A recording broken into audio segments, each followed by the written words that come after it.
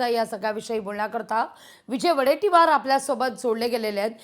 वडेट्टीवारजी, हा सगळा मुद्दा आज अधिवेशनात उपस्थित होण्याची शक्यता नाकारता येत नाहीये, कारण पुण्याचा रेल्वे स्थानकाचा हा सगळा परिसर सीसीटीव्ही कॅमेराची नजर असते, बंदोबस्त असतो पोलिसांचा, तरी देखील अशा जर घटना घडत असतील तर हे निश्चितच चिंताजनक म्हणायला हवं।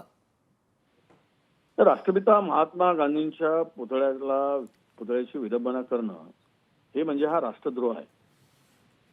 ज्यांनी या देशाला स्वातंत्र्य मिळवून दिलं, ज्यांच्या नेतृत्वात स्वातंत्र्य मिळालं, ज्यांनी संपूर्ण आयुष्यभर या देशासाठी खस्ता खाल्ल्यात आणि ज्या विचाराने त्यांचा खून केला, तरी पण त्यांनी त्याचा विरोध स्वतः आयुष्यात आपल्या मूल्यांना जपून आणि या देशासाठी समर्पित जीवन जगणारे महात्माजींच्या पुतळ्यांना, ज्यांनी आयुष्य शांतिप्रिय आयुष्य, ज्यांचं आयुष्य म्हणजे अहिंसेचं आयुष्य, संपूर्ण अहिंसावादी आयुष्यात विचार जपलाय, अशा महात्मा गांधींच्या पुतळ्यांना याला विडंबना करणं म्हणजे हा फार मोठा देशद्रोह आहे।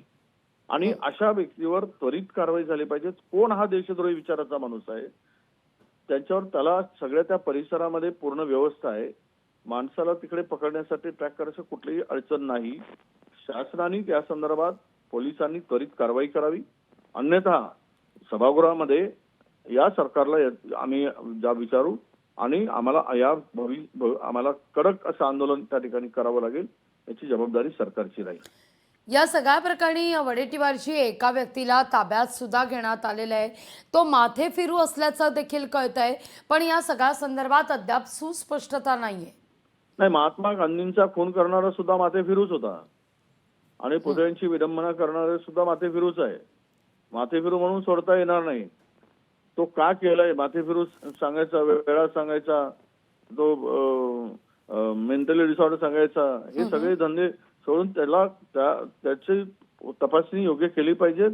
आणि त्यांनी का त्या पुतळ्यांना हात चालू, काय त्याच्या डोक्यात आहे, विष पेरला गेलाय, कोणी विष पेरलाय, त्या डोक्यात विष कोणी घातलाय, हे पण चौकशी झाली पाहिजे। आणि माथेफिरू म्हणून सोडता कामा नये, कडक कारवाई व्हावी अशी आमची सरकारला विनंती आहे। लोकशाही मराठी ऐका, पहा, जागरूक रहा।